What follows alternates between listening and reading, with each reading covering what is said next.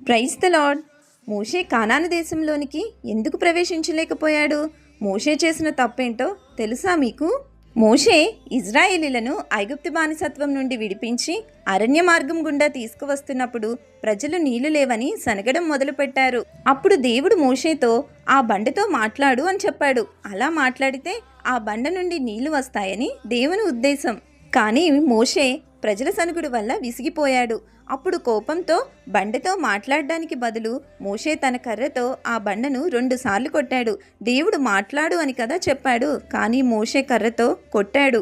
అంతేకాకుండా మోషే ప్రజలతో మాట్లాడుతూ, ప్రజలారా, ఇప్పుడు మేము ఈ బండ నుండి మీ కొరకు నీళ్లు రప్పించాలా అని కోపంతో అన్నాడు. ఇక్కడ నీళ్ళు ఇచ్చేది దేవుడు కదా. అసలు ఆ విషయాన్ని మర్చిపోయి తన సొంత శక్తితో చేస్తున్నట్లుగా మాట్లాడి దేవుడి పరిశుద్ధతను ప్రజల ఎదుట కనపరచలేకపోయాడు మోషే.